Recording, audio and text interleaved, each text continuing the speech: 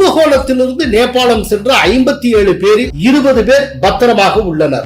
மீதி 37 பேர் குறித்து தகவல் இல்லை என்று கூறியுள்ளார் மாவட்ட ஆட்சியர் ரேவதி. திபெத் பகுதியில் பனிப்பாறை உருகி வெடித்து அதனால் திடீர் வெள்ளப்பெருக்கு ஏற்பட்டிருக்கலாம் என சூழலியல் விஞ்ஞானிகள் யூகிக்கின்றனர். நேபாள வெள்ளப்பெருக்கில் வீடுகள், வாகனங்கள், மின்கம்பங்கள், மின் உற்பத்தி நிலையங்கள் மட்டுமின்றி பாலங்களும் அடித்துச் செல்லப்பட்டன. காஷ்மீர் பண்டிட்டுகள் செய்த தவறும் ஒன்னே ஒண்ணுதான், அவர்கள் இந்துவாக பிறந்து 90s நடந்த அட்டூழியம் அராஜகம் அத்தனையும் அங்க இருக்கிற காஷ்மீர் பண்டிட்ஸ் டோட்டலா விரட்டி அடிப்பதற்காக நடத்தப்பட்டது. இப்போ வெளியில் இருக்கிற காஷ்மீர் பண்டிட்டுகள் யாரும் திரும்ப காஷ்மீருக்குள்ள வந்துவிடக் கூடாது என்பதற்காக நடத்தப்பட இருக்கிறது. காஷ்மீர் பண்டிட்டுகள் அவர்களுடைய நிலத்தில் வாழ வேண்டும் என்றால் அவர்களுடைய கைகளில் துப்பாக்கி இருந்தாக வேண்டும். கோலஹலாஸ் டிவி யூடியூப் சேனல், இது வாய்மையின் எக்காலம். நேபாளத்தில் மாபெரும் வெள்ளப்பெருக்கு ஏற்பட்டிருக்கிறதே. வணக்கம் நண்பர்களே. நேபாளத்தில் நேற்று காலை ஏற்பட்ட திடீர் வெள்ளப்பெருக்கில் மொத்த நேபாளமும் ஸ்தம்பித்தது.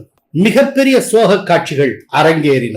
நேபாள திபெத் எல்லையில் உள்ள ரசுவா மாவட்டத்தில் பாயும் பொட்டேகோஷி எனும் நதியில் நேற்று காலை 8:30 மணி அளவில் திடீர் வெள்ளப்பெருக்கு ஏற்பட்டது.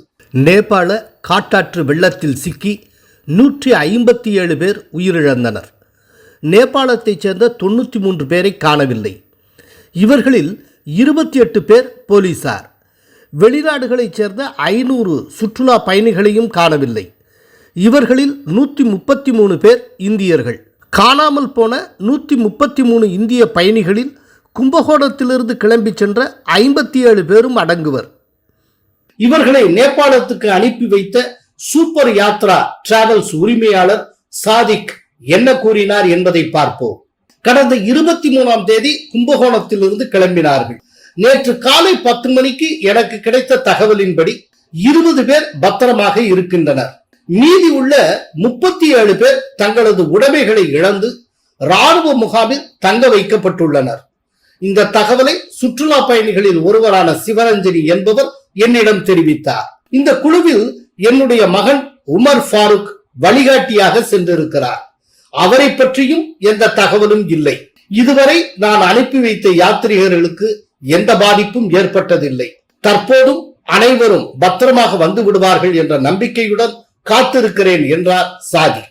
ஒரு 57 பேருக்கு கைலா யாத்திரைக்காக தமிழ்நாட்டில இருந்து பல இடங்கள்ல இருந்து கேதர் பண்ணி அவங்களை அழைச்சிட்டு போனோம். டெல்லியில இருந்து ஒரே பிளைட் டெல்லி போய் டெல்லியில இருந்து காட்மாண்டுல இறங்கி ரூம்ஸ் எல்லாம் ஏற்பாடு பண்ணி அவங்க தங்க வச்சுட்டோம். அன்னைக்கு மீட்டிங் முடிஞ்சு மறுநாள் கைலாயத்தை விட்டு கிளம்புற வரைக்கும் நான் இருந்து அனுப்பி வச்சுட்டு தான் நான் கிளம்பி வந்தேன். நேற்று நைட்டு கூட நான் அவர்கிட்ட பேசினேன். நல்லா இருக்கா, எல்லாம் குரூப் நல்லா போயிட்டு இருக்கு அப்படின்னு சொன்னாரு. நீ காலையில 8 மணிக்கு தான் சாப்பிட்டு அந்த ஏரியா விட்டு கிளம்புறப்போ ஒரு 9 மணிக்கு பையன் பேசுற. அதுல 3 பஸ் போனதுல ஒரு பஸ்ல ரகுன்னு ஒருத்தர், 2வது பஸ்ல பையன், 3வது பஸ்ல இருந்து எங்கிட்ட மயிலாடுதுறையில இருக்கிற பையன், 3 பேர் ஒரு வண்டிக்கு சீப்பா போட்டு அனுப்பியிருந்தாங்க. அதுல ரகுங்கிறவர் தான் போன் பண்ணாரு. இது மாதிரி ஒரு வெடி விபத்து ஏற்பட்டது, அதுல நில அதிர்வு ஏற்பட்டுச்சு, அதுல நாங்க தப்பிச்சு ஒரு வண்டியை தான் நாங்க டிரைவர் வந்து காப்பாற்றி வெளில கொண்டு போனோம். அடுத்த வண்டி நாங்க திரும்பி பார்க்கும்போது அது பள்ளத்துல உருண்டது பார்த்தோம் அப்படின்னு சொல்லி அது போன் பண்ணாரு. இதுல இறங்கி பார்க்க முடியுமா, நம்ம இறங்கி பார்க்கறதுக்கு அலோவ் பண்ணல, எனக்கு அங்க இருந்தா நம்ம மாட்டிக்குவோம், நீங்க நேரம் நாங்க மேல போயிடுறோம் அப்படின்னு சொல்லி மேல அடைச்சிட்டு போயிட்டான் டிரைவன். அவன் மேல கொண்டு போய் தங்க வச்சதுக்கு அப்புறம் இங்க என்ன நடந்த சம்பவம் தெரியல. அப்புறம் பர்மிஷன் வாங்கிட்டு மிலிட்டரிக்காரங்க சொன்ன விதத்தை வச்சுக்கிட்டு தேடிட்டு இருக்காங்க. ஒரு பஸ் கவுதிருச்சு தேடிட்டு இருக்காங்க. இதுதான் நடந்திருக்கு. மிலிட்டரி ராணுவம் தெரியப்படுத்தியாச்சு. ஏன்னா பெரிய விபத்து அது. அதே நேரம் தஞ்சை மாவட்ட ஆட்சியர் ரேவதி என்ன கூறினார் என்பதை பார்ப்போம். கும்பகோணத்திலிருந்து நேபாளம் சென்ற 57 பேரில் 20 பேர் பத்திரமாக உள்ளனர். அவர்களில் 10 பேர் பெண்கள். மீதி 37 பேர் குறித்து தகவல் இல்லை என்று கூறியுள்ளார் மாவட்ட ஆட்சியர் ரேவதி. பருவநிலை மாற்றத்தின் விளைவாக திபெத் பகுதியில் பனிப்பாறை உருகி வெடித்து அதனால் திடீர் வெள்ளப்பெருக்கு ஏற்பட்டிருக்கலாம் என சூழலியல் விஞ்ஞானிகள் யூகிக்கின்றனர். நேபாள பிரதமர் பாலேந்திர ஷா அமைச்சர்களுடனான அவசர ஆலோசனை கூட்டத்தை நடத்தி இருக்கிறார். நேபாள பிரதமர் பாலேந்திர ஷாவை தொலைபேசியில் தொடர்பு கொண்ட இந்திய பிரதமர் நரேந்திர மோடி இந்த துயர்மிகு நேரத்தில் மனிதாபிமான அடிப்படையில் அனைத்து வித உதவிகளையும் இந்தியா செய்யும் என்று உறுதியளித்திருக்கிறார்.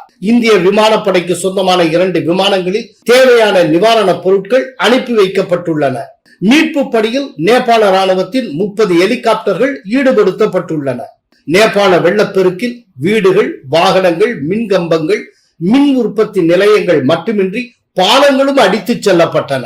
இதற்கிடையில் பீகார் முதல்வர் சாம்ராஜ் சௌத்ரியுடன் மத்திய உள்துறை அமைச்சர் அமித்ஷா பேசியிருக்கிறார்.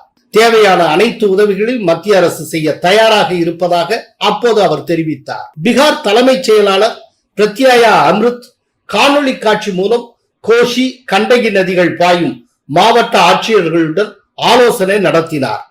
பீகார் ஆற்றங்கரை ஓரங்களில் கண்காணிப்பை தீவிரப்படுத்தவும் மக்களை பாதுகாப்பான இடங்களுக்கு மாற்றவும் அவர் உத்தரவிட்டிருக்கிறார்.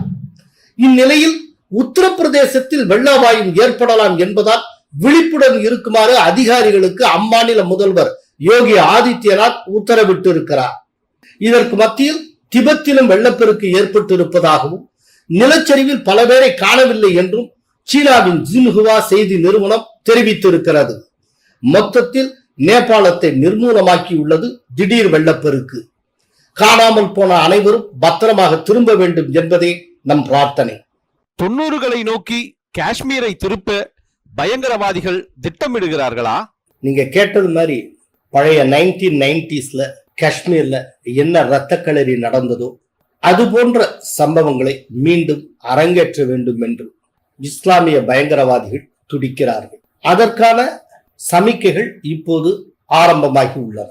அதாவது கடந்த 23ஆம் தேதி, அதாவது இந்த ஆகஸ்ட் 23ஆம் தேதி பொது வெளியில, குறிப்பா இணையதளங்கள்ல ஒரு முக்கியமான எச்சரிக்கை யுனைடெட் லிபரேஷன் கவுன்சில் அப்படிங்கிற ஒரு அமைப்பிடமிருந்து விடுக்கப்பட்டது. இந்த யுனைடெட் லிபரேஷன் கவுன்சில் அப்படிங்கிறது லஷ்கர் இ தொய்பாவினுடைய ஓபன் ஃப்ரண்ட் அப்படின்னு கூறப்படுகிறது.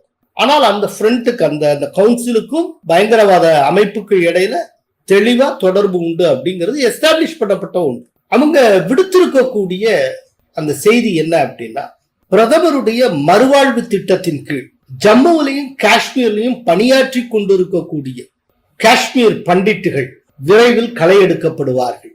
யார் யாரை நாங்க டார்கெட் பண்ணியிருக்கோம், அந்த ஹிட் லிஸ்ட் இதுதான் அப்படின்னு சொல்லி அவங்களுடைய பெயர், போன் நம்பர், அவங்க ஏதாவது வெஹிக்கிள் வச்சிருந்தாங்கன்னா அந்த வெஹிக்கிளுடைய ரிஜிஸ்ட்ரேஷன் நம்பர் முதற்கண்டு அவங்க போட்டு ஒரு லிஸ்டே வெளியிட்டு இருக்காங்க. இது ஒரு பெரிய அதிர்ச்சி அலையை உருவாக்கி இருக்கு. ஆக்சுவலா இந்த விதமா ஒரு ஹிட் லிஸ்ட் வெளியாவது இது 2வது முறை. இதே ஆகஸ்ட் 7ஆம் தேதி முதல்ல ஹிட் லிஸ்ட் வெளியிடப்பட்டது. அதுக்கப்புறம் இப்ப 23ஆம் தேதி ஒரு ஹிட் லிஸ்ட் வெளியாகி இருக்கு. இதை வெளியிட்டு இருப்பது யுனைடெட் லிபரேஷன் கவுன்சில். இப்ப இது எதை நினைவுபடுத்துகிறது அப்படின்னா, 1990களில் ஜஸ்ட் 90 பிகினிங்ல ஆரம்பிச்சு 91 பிகினிங்குள்ள இஸ்லாமிய பயங்கரவாதிகள் காஷ்மீர்ல புகுந்து காஷ்மீர் பண்டிட்டுகளை வேட்டையாடினார்கள். அந்த வீட்டு ஆடவர்கள் முன்பே அந்த வீட்டை சேர்ந்த பெண்கள் பாலியல் வன்புணர்வு செய்யப்பட்டு கொலை செய்யப்பட்டார். ஒரு பெண்ணு பாலியல் வன்புணர்வு செஞ்சு அரை மயக்கத்துல இருக்கிறப்போ அந்த பெண்ணை அப்படியே தூக்கி கொண்டு போய் மர அறுவை எந்திரம் இருக்குல்ல, அந்த எந்திரத்துல கொடுத்தாங்க. அந்த எந்திரம் துண்டு துண்டா கட் பண்ணி அந்த பெண்ணுடைய உடலை அங்கங்க அப்படியே சிதறடித்து, அதாவது கொடூரம்னா நீங்க நினைச்சே பார்க்க முடியாத கொடூரம் அரங்கேறியது. ஆக்சுவலா இந்த அளவுக்கு காஷ்மீர் பண்டிட்டுகள் மேல அவர்களுக்கு என்ன கோபம், யார் கொன்றார்களோ அவர்களுக்கு காஷ்மீர் பண்டிட்டுகள் செய்த கொடுமை என்ன? ஒண்ணுமே கிடையாது. ஒரே ஒரு தப்பு தான். காஷ்மீர் பண்டிட்டுகள் செய்த தவறு ஒன்னே ஒண்ணுதான், அவர்கள் இந்துவாக பிறந்தது. இது ஒன்ன தவிர்த்து வேற எந்த பாவமும் அவர்கள் செய்யவில்லை. இவ்வளவு பெரிய கொடுமைக்கு இலக்கானாங்கல்ல, அப்ப கூட அந்த சந்தர்ப்பத்துல கூட தங்களை தற்காத்துக் கொள்வதற்கு ஒரு சிறிய அளவிலான துப்பாக்கியை கூட அவர்கள் ஏந்தியது கிடையாது. தங்களை தற்காத்துக் கொள்வதற்கு ஒரு ஆயுத அமைப்பை கூட அவர்கள் உருவாக்கி கொண்டது கிடையாது. அதற்கு பதிலாக அவர்கள் சொந்த ப்ராப்பர்ட்டியை, இடத்தை, நிலத்தை எல்லாத்தையும் விட்டுட்டு, மொத்த இடத்தையும் விட்டுட்டு கொத்து கொத்தா வெளியேறினார். அந்த ஓராண்டுக்குள்ள மட்டும் காஷ்மீர் வேலையிலையும் அதே போல ஜம்முவிலும் இருந்த ஒரு 5-7 லட்சம் காஷ்மீர் பண்டிட்டுகள் அந்த நிலத்திலிருந்தே வெளியேறி காலங்காலமாக வசித்து வந்தவர். அங்க இருக்கிற முஸ்லிம்ஸ் நேர்த்திக்கு வந்தாங்க. ஆனா இஸ்லாம் என்கிற சமயம் பிறப்பதற்கு முன்பாகவே அந்த மண்ணில் குடியிருந்தவர்கள் இந்த காஷ்மீர் இந்துக்கள். அவர்கள் அத்தனை பேரும் தங்களுடைய பூர்வீக நிலத்தை விட்டு மொத்தமாக வெளியேறி பிற மாநிலங்களில் அகதிகள் முகாம்களில் வாழ்ந்து வருகின்றனர். இன்னைக்கும் அதுதான் நிலைமை. இப்ப காஷ்மீர்ல இவ்வளவு இம்ப்ரூவ்மெண்ட் எல்லாம் நடந்திருக்குங்கிறோம். இன்னும் வெளியில இருந்து காஷ்மீர் பண்டிட்டுகள் அத்தனை பேரும் குடியமரல, தங்களுடைய இடத்துக்கு இன்னும் வந்து சேரல. திடீர்னு எங்க இருந்தாவது வந்து தாக்கிடுவாங்களோ அப்படிங்கிற பயம் இருக்கு, அச்சம் இருக்கிறது. இதற்கு இடையில தான் பிரதமர் நரேந்திர மோடி படிப்படியாக அவர்களை அவர்களுடைய வாழிடத்துக்கே கொண்டு வர வேண்டும் என்பதற்காக அங்க காஷ்மீர் பண்டிட்டுகள் மறுவாழ்வு திட்டத்தை அனௌன்ஸ் பண்ணி அந்த திட்டத்தின் கீழே காஷ்மீர்லயும் ஜம்முலையும் வேலை பார்க்கறதுக்கான ஏற்பாடுகளை செய்து அவர்களுக்கு வேலை கொடுத்திருக்கிறார். அப்படி இருந்தும் கூட அவங்க வேலை பார்க்கறவங்க யாரும் ஃபீல்டுல ஒர்க் பண்ணல, ஒர்க் ஃப்ரம் ஹோம் மாதிரி தான் பண்ணிட்டு இருக்காங்க. அந்த சூழ்நிலையிலேயே இந்த விதமாக வேலை பார்த்து வருகிறவர்களுக்கு எதிராக ஹிட் லிஸ்ட வெளியிட்டு இருக்கு யுனைடெட் லிபரேஷன் கவுன்சில். எப்படிப்பட்டதுன்னு பாருங்க. ஆக்சுவலா 90s அந்த படுகொலை நடந்ததுல அப்ப யாரு பிரதமர்னா விபி சிங் பிரதமர். அப்ப யார் ஹோம் மினிஸ்டர் அப்படின்னா இந்தியாவிலேயே முதல் Muslim home minister Mufti Mohammad Sayeed, அவர் அப்ப இருந்தார். அவர் ஹோம் மினிஸ்டரா இருந்த காலத்துலதான் காஷ்மீர்ல பயங்கரவாதிகள் புகுந்து விளையாடினார்கள். அந்த காலகட்டத்தில் அவங்க தெளிவா ஒரு அஜெண்டா பிக்ஸ் பண்ணாங்க. காஷ்மீரை 100% முஸ்லிம்கள் மட்டுமே இருக்கக்கூடிய மாநிலமாக மாற்றுவது. அதுக்கு ரொம்ப ஈஸி டார்கெட் என்ன? கையில் ஆயுதமே இல்லாத நிராயுதபாணிகளாக இருக்கிற காஷ்மீர் பண்டிட்டுகள் டார்கெட் பண்ணு. அவங்க அத்தனை பேரையும் வெளியேற்றிட்டால் ஒட்டுமொத்த காஷ்மீரும் இஸ்லாமிய மயமாகி இஸ்லாமியர்கள் மட்டுமே இருக்கக்கூடிய பூமியாகிவிடும். அப்படி ஒண்ணு ஆகிட்டா அப்புறம் காஷ்மீர் விடுதலை என்பதோ இல்லாட்டி காஷ்மீரை பாகிஸ்தானோட இணைப்பது என்பதோ எல்லாமே சுலபமாகிவிடும் என்று அவர்கள் திட்டமிட்டார்கள். சோ இந்தியாவுடைய உள்துறை அமைச்சராக ஒரு முஸ்லிம் இருந்த காலத்தில் தான் காஷ்மீரில் இத்தகைய படுபாதக சூழ்நிலை ஏற்பட்டது. இதை வெளிப்படையாவே சொல்றேன், பகிரங்கமா சொல்றேன். ஏன்னா நான் சொல்றது ஃபேக்ட், யாருக்கும் பயப்பட வேண்டிய அவசியம் இல்லை. ஏன்னா நான் சொல்ற உண்மை. இந்த 90sக்கும் இப்ப நடந்து கொண்டு இருக்கிற 2026க்கு என்ன வித்தியாசம் அப்படின்னா 90sல நடந்த அட்டூழியம் அராஜகம் அத்தனையும் அங்க இருக்கிற காஷ்மீர் பண்டிட்ஸ் டோட்டலா விரட்டி அடிப்பதற்காக இஸ்லாமிய பயங்கரவாதிகளால் நடத்தப்பட்டது. இப்போ இவங்க ஹிட்லிஸ்ட்ல இருந்து ஆரம்பிச்சிருக்கிறது எதுக்காக அப்படின்னா வெளியில் இருக்கிற காஷ்மீர் பண்டிட்டுகள் யாரும் திரும்ப காஷ்மீருக்குள்ள வந்துவிடக் கூடாது என்பதற்காக நடத்தப்பட இருக்கிறது. முதல்ல நடந்தது வெளியேற்றுறதுக்காக, இப்போ இவங்க ஆரம்பிச்சிருக்கிறது வெளியேறினவங்க திரும்ப வந்துவிடக் கூடாது என்பதற்காக. இப்ப இதை மத்திய அரசு ராணுவம் எவ்வாறு எதிர்கொள்ள போகிறது? அது ஒரு முக்கிய கேள்வி இருக்கிறது. அங்க இருக்க ஒவ்வொரு சிட்டிசனுக்கும் தனித்தனியா பாதுகாப்பு கொடுக்க முடியாது, எந்த தேசத்திலேயும் சாத்தியம். காஷ்மீரை பொறுத்தளவுல பயங்கரவாதிகள் ஏதோ ஒரு இடத்துல இருந்து திடீர்னு வந்து தாக்கிட்டு போறாங்கிறதுலாம் கிடையாது. இப்ப பகல்காம் நல்லா இம்ப்ரூவ் ஆயிடுச்சு, எல்லாம் டூரிஸ்டா வந்து குவியறாங்க, எல்லாம் சந்தோஷப்பட்டுக்கிட்டு இருக்க நேரத்துல திடீர்னு சுத்தி அத்தனை பயணிகளையும் கூப்பிட்டு உங்கள யாரு ஹிந்துன்னு கேட்டு ஹிந்துக்களை மட்டும் தனியா நிக்க வச்சு 26 பேரை சுட்டு கொண்டு போயிருக்காங்க. போன வருஷம் தான் இந்த அவலம் நடந்தது நம்ம பார்க்கிறோம். அப்படின்னா என்ன அர்த்தம்? பயங்கரவாதிகள் தங்களுடைய காரியத்தை நிறைவேற்றுவதற்காக அவ்வப்போது அண்டை நாட்டிலிருந்து வந்துவிட்டு செல்லுவதில்லை, மாறாக அவர்கள் அங்கேயே இருக்கிறார்கள். அண்டை நாட்டிலிருந்து உத்தரவு பிறப்பிக்கப்படுகிற போது அவர்கள் தங்களுடைய காரியத்தை செய்கிறார்கள். சோ அங்கேயே மக்களோட மக்களா இருக்காங்க. ஜம்மு காஷ்மீர் வாசிகளா யார் இருக்காங்க அவங்களுக்குள்ளதான் இந்த பயங்கரவாதிகளும் இருக்கிறார்கள். நேற்றுக்கு வரைக்கும் உங்கள்கிட்ட சாதாரணமா பேசிட்டு இருப்பாங்க, நீங்களும் அவங்களும் ரொம்ப ஜாலியா பேசிட்டு ஒரு டீ கடையில டீ குடிச்சிட்டு இருந்திருப்பீங்க, அவங்களும் குடிச்சிட்டு இருந்திருப்பாங்க. அடுத்த நாள் அவனுக்கு வந்து ஒரு உத்தரவு வரும், இவனை போட்டு தள்ளுன்னு. உங்கள்கிட்ட டீ வாங்கி குடிச்சவன் கடைசியில உங்களை போட்டு தள்ளிட்டு உத்தரவு வரணும். சோ எக்ஸிக்யூட் பண்றவன் எல்லாம் உள்ளேயே தான் இருக்கா, மக்களோட மக்களா கலந்து இருக்கா. அவங்களுக்கு தனியா ஒரு மிலிட்டரி ட்ரெஸ்ஸோ மத்ததோ யூனிஃபார்மோ எதுவும் கிடையாது. ஆயுதத்தை எங்கேயோ பதுக்கி வச்சிருக்கான். ஒவ்வொருத்தர் வீட்லயும் ஆயுதம் இருக்கா அப்படின்னு சொல்லிட்டு காஷ்மீர்ல இருக்கிற ஒவ்வொருத்தர் வீட்டையும் சோதனை போட முடியுமா? அப்படி சோதனை போட்டா மனித உரிமை மீறங்கிற லெவலுக்கு கொண்டு வருவாங்க. எப்படி என்னுடைய வீட்டுல ராணுவம் அத்துமீறி நுழையலாம், எப்படி சோதனை இடலாம், எங்கெல்லாம் பார்த்தா எப்படின்னு தெரியுது, பயங்கரவாதி மாதிரி தெரியுதா அப்படின்னு 1000 சட்டம் பேசுவாங்க. ஏதாவது அசம்பாவிதம் நடந்தால் தடுக்க தவறி விட்டார்கள்னு சொல்லிடுவாங்க.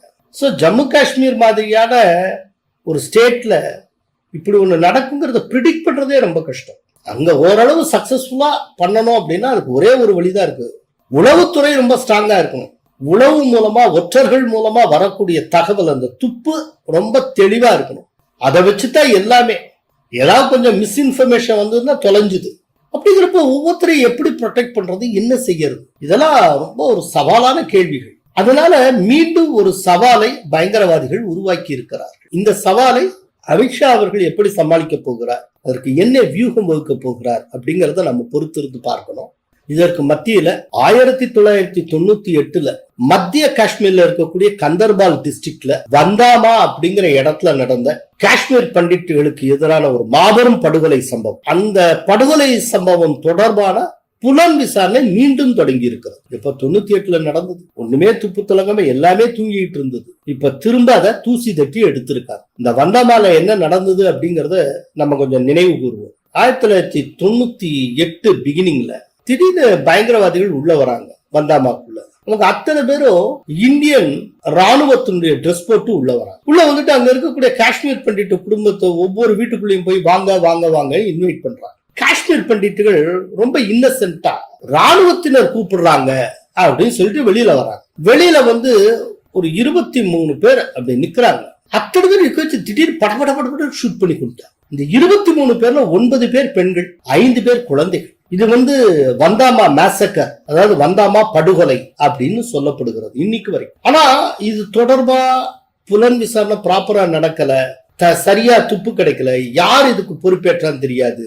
ஒரு மாபெரும் படுகொலை பெரிய அளவுல விசாரணை இல்லாமலேயே முடங்கி போனது. இப்போ அந்த வந்தாமா இன்சிடென்ட்ட திரும்ப தூசி தட்டி கிளப்பி இருக்காங்க. காஷ்மீர்ல 90ல தொடங்கி 99 2000 வரைக்கும் இந்த 10 ஆண்டுகள்ல அடிக்கடி பயங்கரவாத சம்பவங்கள் நடந்திருக்கு. அதுலயும் 92 91 இல்லாட்டி 92 வரைக்கும் தினந்தோறும் அங்க வந்து அட்டூழியம் நடந்தது. ஏதாவது ஒரு நாள் அட்ராசிட்டி இல்லாமல் இருந்தா அந்த அமைதியாக இருந்த நாளே ஒரு செய்தியாக மாறும். நாங்களே அப்போ நான் ஒரு யங் சப் எடிட்டரா இருந்திருக்கேன். அப்ப நானே நியூஸ் போட்டிருக்கேன். கடந்த 24 மணி நேரத்தில் ஜம்மு காஷ்மீரில் அசம்பாவித சம்பவங்கள் ஏதும் நடைபெறவில்லை அப்படின்னு. ஏதாவது நடக்காமல் இருந்தால் அதுதான் நியூஸ். அப்படி இருந்த காலகட்டம். அதனால அது 90ல இருந்து 2000 வரையிலுமான அந்த 10 ஆண்டு காலம், அதுலயும் முதல் 2 ஆண்டுகள் ரொம்ப ரொம்ப ஒரு மோசமான ஆண்டுகள். இல்ல ஒண்ணு யோசிச்சு பார்க்கணும். இந்த ஏராளமான கொலை சம்பவங்கள் இன்னைக்கு வரைக்கும் பரிபூர்ணமாக விசாரிக்கப்படாது. எல்லாமே தூசி பிடிஞ்சுதான் இருக்கு. யாரு எதுல இன்வால்வ் ஆனா என்ன ஏது ஒண்ணுமே தெரியாது. வருவாங்க, ஹிட் பண்ணுவாங்க, அடிச்சு காலி வந்துட்டு போயிட்டே இருப்பாங்க. இப்படியே இருந்து அப்படி இருக்கிறப்போ இப்போ ஒரு ஹிட் லிஸ்ட் வெளியா இருக்கிற சூழ்நிலையில வந்தாமா சம்பவத்தை ஏன் தூசி தட்டி கலப்பணும்? அப்படின்னா எனக்கு ஒரு சஸ்பிஷன் என்ன அப்படின்னா, இந்த வந்தாமா சம்பவத்துக்கு பின்னால யார் ஸ்பெசிபிக்கா இருந்தாங்களோ அவங்க சைட்ல இருந்துதான் இந்த ஹிட் லிஸ்டே லீக் ஆகிருக்கு அப்படின்னு ஜம்மு காஷ்மீர் காவல்துறை ஸ்பெஷல் இன்வெஸ்டிகேஷன் டீம் மோப்பம் பிடிச்சிருக்கணும். இல்லைன்னா அங்க தூசி தட்டுறதுக்கு ஏராளமான கேஸ் இருக்கு. மெனக்கிட்ட 98 வந்தாமா கேஸ அவங்க ஏன் தூசி தட்டுறாங்கன்னா அதுக்கு பின்னால ஒரு அர்த்தம் இருக்கும், ஏதோ ஒண்ணு இருக்கு. இந்த வந்தாமா மேசக்கருக்கு பின்னால இருக்கக்கூடிய தீய சக்தி தான் இப்போ இந்த 23ஆம் தேதியும் 7ஆம் தேதியும் வெளிவந்த ஹிட்லிஸ்டுக்கு பின்னாலையும் இருக்குன்னு அவங்க சஸ்பெக்ட் பண்ணியிருக்கோம். அதை டார்கெட் பண்ணித்தான் பழைய ஃபைல இப்ப கலர ஆரம்பிச்சிருக்காங்க. பட் எது நடந்தாலும் சரி, அது காஷ்மீர் பண்டிட்டுகளுடைய மனதுல ஒரு நம்பிக்கையை உருவாக்க வேண்டும். அவர்களுடைய பூர்வீக நிலத்துக்கு அவர்களாகவே திரும்பி வர வேண்டும். அதற்கேற்ற ஒரு சூழ்நிலை உருவாக வேண்டும். அதுக்கான ஒரு கண்டியூசிவ் சூழல் வந்துட்டு இருக்கப்ப திடீர்னு ஒரு துப்பாக்கி சூழல் நடத்திடுவாங்க. யாரோ ஒருத்தர அப்பாவிய போட்டு தள்ளிடுவாங்க. சில நேரத்துல யூபில இருந்து பீகார்ல இருந்து வந்து பான்பூரி பேல்பூரி விற்கிறவனை போட்டு தள்ளிட்டு போயிடுவாங்க. வரணும்னு ஆசைப்படுற காஷ்மீர் பண்டிட்ஸ் அப்படியே அங்கங்க நின்றுவாங்க. இன்னும் நிலைமை சரியில்லை, நம்ம போனா எத்தனை பேரை கொல்லுவானோ, போதுண்டா சாமி அப்படின்னு. இத்தனைக்கு அவர்களுடைய ப்ராப்பர்ட்டி அவர்கள் பேர்ல அப்படியே இருக்கு. ஆனால் அவர்களுடைய நிலங்களுக்கு அவர்களால் திரும்ப முடியாது. சொந்த நாட்டில் அகதிகளாக இன்றைக்கும் காஷ்மீர் பண்டிட்டுகள் வாழ்ந்து கொண்டு இருக்கிறார். இந்த அவல நிலையை எப்படியாவது துடை தெரிய வேண்டும் அப்படிங்கிறது தான் மோடியும் முயற்சி செய்து கொண்டு இருக்கிறார். ஆனால் செக்யூரிட்டியில இருக்கக்கூடிய சில நுட்பமான சிக்கல், ஒவ்வொரு தனிநபருக்கும் ஒரு பாதுகாப்பும் கொடுக்கவே முடியாது. அப்போ ஒரு வழி இருக்கு. காஷ்மீர் பண்டிட்டுகள் ஒரு பொறுப்பான ஆயுத குழுவாகவும் செயல்பட வேண்டும். அவங்க தற்காப்புக்காக ஆயுதம் ஏந்தலாம் அப்படிங்கிற ஒரு புதிய வகை சட்டம் கொண்டு வரணும். அவர்கள் கையிலையும் கன் இருக்கணும், அதுக்கான பயிற்சி தரப்பட்டிருக்கணும். அவங்க கையில கன் இருக்கு, இவங்க 100 பேரா இருந்தாலும் நிராயுதபாணிகளா இருக்காங்க. அதனால்தான் பல உடனே ஷூட் பண்ணிட்டு போறாங்க. மற்றவங்க கையிலேயே அதே கன் இருந்தா அவங்க எப்படி வருவாங்க? சோ தற்காப்புக்கு ஆயுதம் ஏந்திய ஒரு செக்டாராக காஷ்மீர் பண்டிட்டுகள் அங்கீகரிக்கப்பட வேண்டும். ஏன்னா அதுக்கான நிலப்பரப்பை வந்து டிஃபைன் பண்ணிக்கலாம். காஷ்மீர் பண்டிட்டுகள் காஷ்மீர்லயே ஜம்முல இருக்கிற போது மட்டும் தங்கள் தற்காப்புக்காக இந்த ஆயுதத்தை பயன்படுத்திக் கொள்ளலாம், ஆயுதத்தை வைத்திருக்கலாம். அதற்கான லைசன்ஸ் ப்ராப்பரா வழங்கப்படும். அந்த கண்ணுல இருந்து ஒரு துப்பாக்கி வெளியேறி இருந்தாலும் அதற்கான கணக்கை மாவட்ட ஆட்சியத்தை கொடுக்கணும். இந்த மாதிரி சில கட்டுப்பாடுகளோட எல்லோருக்குமே ஆயுதம் தருகிற ஒரு திட்டம் ஒன்று கொண்டு வரும். இப்படிப்பட்ட ஒரு ஐடியாவோ இந்த விதமான ஒரு ஸ்கீம் எதுவுமே இல்லாம நீங்க உங்க பூர்வீக நிலத்துல போய் வாழுங்கன்னு சொல்லிட்டு இருக்கிறதுல எந்த அர்த்தம் இல்லை. நீங்க எவ்வளவு பிரமாதமா இந்த ஜம்மு காஷ்மீரை இம்ப்ரூவ் பண்ணாலும் சரி, டூரிஸ்டுகள் எவ்வளவு வந்து குவிஞ்சாலும் சரி, கல்லூரி பள்ளிகள் எல்லாம் திறந்தாலும் சரி, தியேட்டர்ஸ் திறந்து எல்லாம் சகஜமா இயங்கிக்கிட்டு இருந்தாலும் சரி, ஒன்னே ஒண்ணு மட்டும் ஞாபகத்துல வச்சுக்கிறது, அங்க சுத்தி இருக்கிறதுல 70% பேர் யாருன்னு தெரியும். அவங்களுக்குள்ளதான் இந்த பயங்கரவாதிகளும் இருக்கிறார்கள். அவர்களோடு அவர்களாக நம்ம பார்வைக்கு சாதாரணமான ஒரு காஷ்மீரைட்டா இருக்காங்க. ஆனால் அண்டை நாட்டில இருந்து ஒரு உத்தரவு வருகிற போது அவர்கள் ஆயுததாரிகளாக மாறுகிறார்கள். எப்போ அப்படி மாறுவான்னு தெரியாது. அதுக்கு நேரங்காலம் நமக்கு சொல்ல முடியாது. அது அன்பிரிடிக்டபிள். அப்படிங்கிறப்ப எப்படி சமாளிப்பீங்க? இப்போ வேற வழி இல்லை. இந்த மாதிரியா ஏதேனும் ஒரு திட்டம் ஒன்றை கொண்டு வந்து இப்படி செயல்படுத்தினால் மட்டும்தான் சாத்தியம். அப்படி இல்லைன்னா ரொம்ப கஷ்டம். அப்படி இல்லைன்னா அவர்களுடைய குடியிருப்பு பகுதி, அந்த குடியிருப்பு பகுதிகளை அவர்களே காத்துக் கொள்வதற்கு தேவையான அளவுக்கு ஒரு குழுவை அமைக்கிறது, அவங்களுக்குள்ள ஒவ்வொரு நாளும் சுழற்சி முறையில பந்தோபஸ்து செய்து கொள்வது, இப்படி ஏதாவது பண்ணணும். அப்படி பண்ணாலுமே ஆபத்து தான். வெளியில தனியா போயிட்டு இருக்காரு ஒருத்தர் மெடிக்கல் ஷாப்ல வாங்குறதுக்கு, அப்ப திடீர்னு வந்துட்டு ஹிட் பண்ணிட்டு போனா என்ன பண்ணுவீங்க? சோ ஒவ்வொருத்தர் கையிலையும் துப்பாக்கி இருக்க வேண்டியது அவசியமாகிறது. இன்னைக்கு சூழ்நிலையில காஷ்மீர் பண்டிட்டுகள் அவர்களுடைய நிலத்தில் வாழ வேண்டும் என்றால் அவர்களுடைய கைகளில் துப்பாக்கி இருந்தாக வேண்டும்.